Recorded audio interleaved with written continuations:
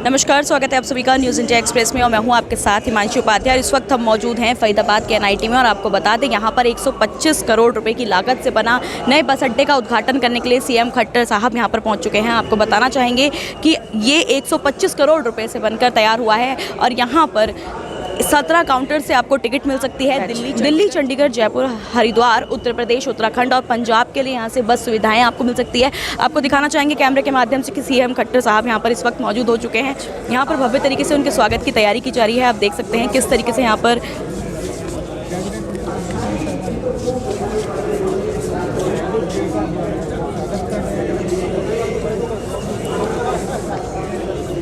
गोपाल शर्मा जी हैं, सीमा त्रिखा जी हैं। आप देख सकते हैं कि सीएम खट्टर साहब यहाँ पर इस वक्त मौजूद हो चुके हैं और यहाँ पर अब वो इस बस अड्डे का उद्घाटन करने जा रहे हैं। बस अड्डे का उद्घाटन करने वाले हैं। आप फिलहाल देख पाएंगे यहाँ आप देख सकते हैं यहाँ पर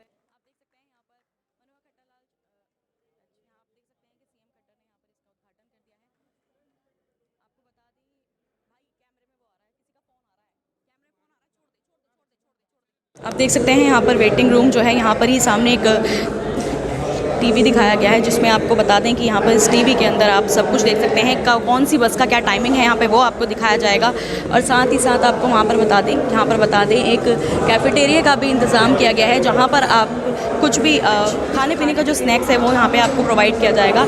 आप देख सकते हैं कि यहाँ पर जो भी मूलभूत सुविधाएँ होती हैं उन सभी चीज़ों का ध्यान रखा गया है।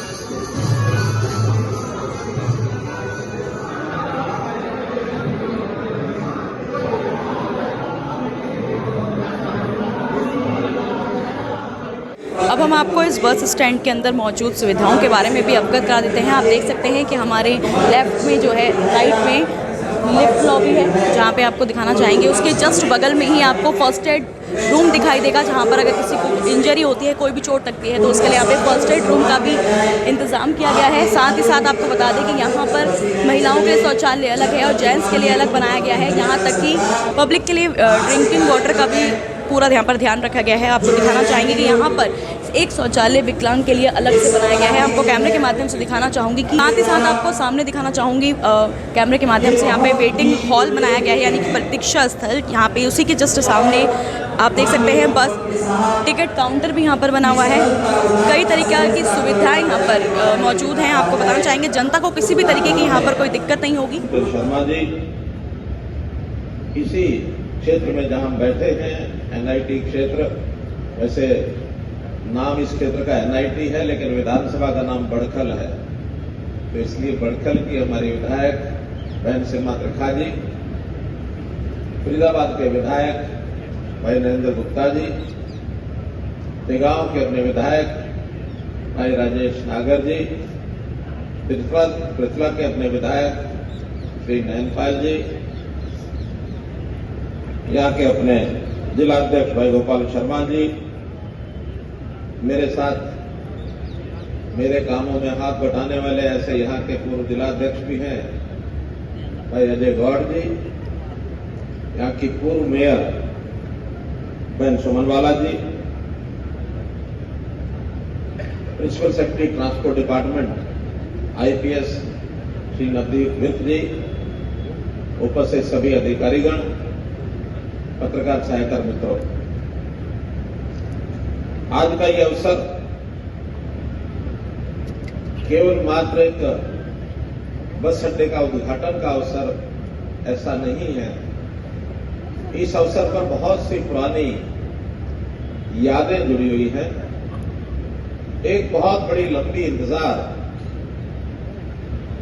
आपकी कितनी लंबी इंतजार है ये तो मुझे पता नहीं है, लेकिन इस बस अड्डे के निर्माण की मेरी इंतजार ये 1980 की है।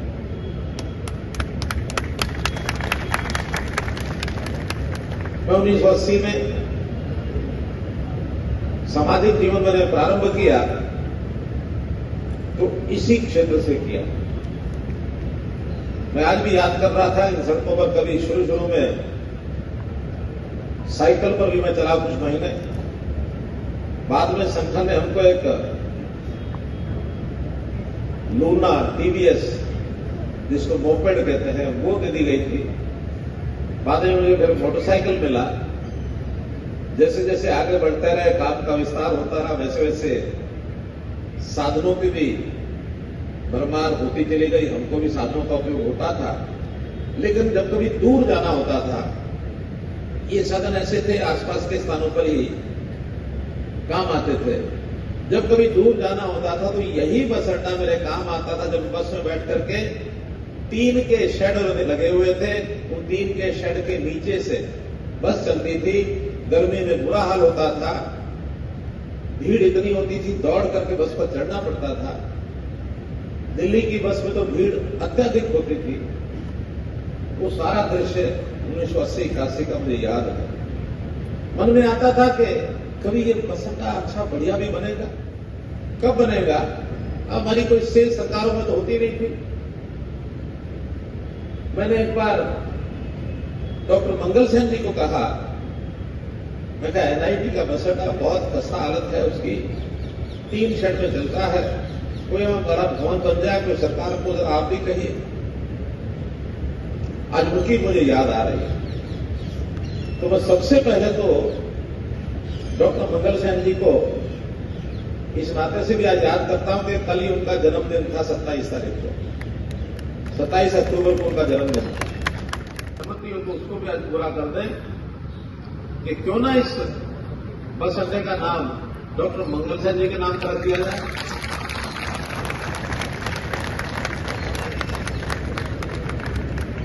मंजूर है?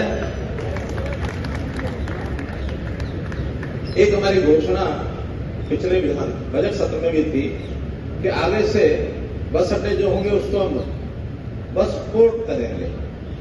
वैसे पोर्ट जो होता है वो सामान्यतः समुद्र किनारे होता है, बंदरगाह के नाते से जिसको कहते हैं। लेकिन अपने यहां भी जब अलग अलग इलाकों से कोई एक जगह से और वहां आने जाने के और इस प्रकार के ट्रांसपोर्ट के परिवहन के साधन चलते हो तो उनको भी पोर्ट कहा जाने लगा है।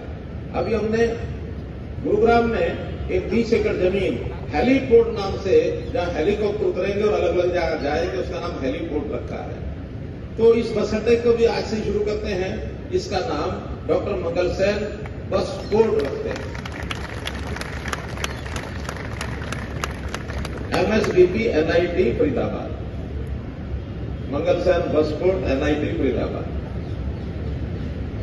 मंच पर बैठे लोग भी जरा बोर्ड लगा था, हो गया। अब ये जो बस पोर्ट यहां बना है, इसकी व्यवस्था इतनी सुंदर बनाई गई है हमारे। अब तो लोकल बसें यहां से नहीं चलेंगी।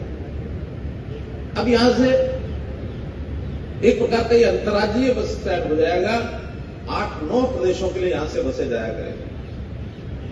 यानी हरियाणा की तो अपनी है ही है, दिल्ली है, चंडीगढ़ है, उत्तराखंड है, हिमाचल है, पंजाब है, फिर उत्तर प्रदेश है, मध्य प्रदेश है, राजस्थान है। इन सब स्थानों के लिए जितनी आवश्यकता होगी उतनी उतनी बसें यहां से चलेंगी। 17 एक प्रकार से बेस बनाई गई है यहाँ। 17 तो ऐसी जो चालू रहेंगी, 3 उसके साथ ऐसी अलग से अतिरिक्त भी रखी है, मानो कभी अचानक जरूर पड़ जाए तो उसको वहां से ऑपरेट किया जा सकता है। बस अड्डे पर यात्रियों के लिए या स्टाफ के लिए फूड कोर्ट्स, ये भी पर्याप्त संख्या में पर्याप्त स्थान उसका रहेगा, शॉपिंग मॉल रहेगा, मल्टीप्लेक्स रहेगा। और ये सब आपकी जानकारी के लिए जो बस पोर्ट बन रहा है, ये बस पोर्ट शुद्ध सरकार ने नहीं बनाया है। हमारा प्रयत्न ये था कि अच्छी व्यवस्था के लिए कुछ प्राइवेट पार्टनरशिप में और इस प्रकार के कुछ बस पोर्ट्स बनाए जाएं। ये पहला bus port private partnership PPP mode पर ये बनाया जा रहा है। और जो कंपनी है जिन्होंने ये लिया है, पैसिफिक, देखिए 130 करोड़ रुपए का इन्होंने खर्च किया है। 8 करोड़ एडवांस में सरकार को भी दे दिया है। 99 साल की लीज पर हमने ये जमीन इनको दी है और हर साल 3.5 करोड़ रुपया और भी हमको मिलेगा। तो जो इतनी व्यवस्था ये सरकार के लिए कर रहे हैं, तो हमारी बनती है कि यहाँ बढ़िया से बढ़िया सर्विस जो सरकार की ओर से सहयोग है वो भी उनको देंगे, ताकि इसमें इनको भी लाभ हो, जनता को भी लाभ हो, सरकार को भी लाभ हो। ये तीनों के लिए विन विन पोजीशन है। इसलिए पहला प्रयोग यहाँ किया है और इसके बाद 5 स्थानों पर और भी इस प्रकार के पीपीपी मॉडल के बस स्टैंड उनको मंजूरी हो गई है, आगे वो शुरू हो जाएगा। उसी में एक तो आपका बल्लभगढ़ का बस पोर्ट ही बनेगा, 2 गुरुग्राम में बनेंगे, एक सोनीपत में बनेगा, एक करनाल में बनेगा। ऐसे 5 बस पोर्ट और नए भी इस श्रृंखला में ये सब बनाए जा रहे हैं, क्योंकि सुविधाएं अच्छी मिले इसके लिए सरकार और प्राइवेट सब एंटरप्रेन्योर्स मिलकर चलेंगे तो बहुत सी चीजों का लाभ होता है। कुछ चीजें सरकार की अच्छी होती हैं, कुछ प्राइवेट कंपनियों की अच्छी होती हैं, तो मिलजुल करके आम आदमी को सुविधा मिले। आज हम एयरपोर्ट पर जाते हैं तो कितना सुंदर लगता है। हम कई बार कहते हैं कि ये सुविधा पैसे वालों को तो मिल गई, क्योंकि हजारों करोड़ रुपया एयरपोर्ट के ऊपर, हजारों रुपए टिकट लेकर, हजारों करोड़ की इन्वेस्टमेंट के बाद तभी उस एयरपोर्ट की व्यवस्था बढ़िया बन गई। लगता है कि हम किसी अच्छे सुंदर जगह पर आए। मन में विचार आता है कि आखिर जो गरीब आदमी है 8-10 हजार से 80 हजार के टिकट लेकर तो एयरपोर्ट पर आनंद ले लेते हैं, लेकिन जो 8 रुपए से 80 रुपए टिकट खर्चेगा, क्या उसको आनंद नहीं आना चाहिए? भले वो बस से ट्रेवल करेगा, लेकिन उसको भी उतना ही आनंद आना चाहिए जितना हमको एयरपोर्ट पर जाकर आता है। तो इसलिए समाज का सामान्य व्यक्ति, अंतिम व्यक्ति, उसकी सुविधाओं का भी ध्यान अब हम हर प्रकार के प्रोजेक्ट में रखते हैं। इसलिए उनके लिए भी एक बहुत बड़ी सुविधा होगी। नई टेक्नोलॉजी इस पर यूज की जाएगी, जितने बोर्ड से डिस्प्ले किए जाएंगे उस पर सारी इंफॉर्मेशन होगी।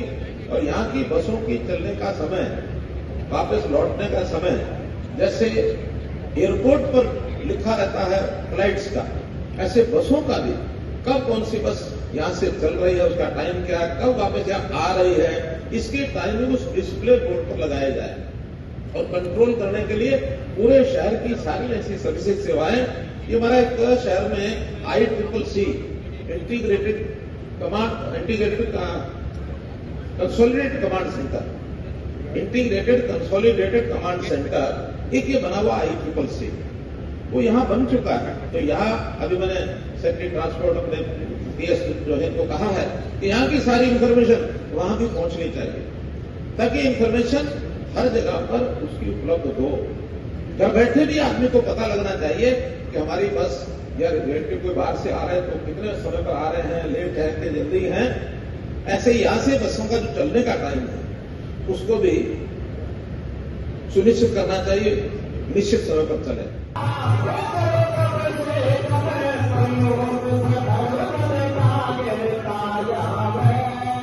चलते चलते आपको बता दें कि इस बस स्टैंड का नाम जो है MSBP रखा गया है, यानी कि मंगल सिंह बस स्पॉट के नाम से इसका बस स्टैंड का नाम रखा गया है। तो कैमरा पर्सन सुधीर के साथ Himanshu Upadhyay, news India express के लिए धन्यवाद।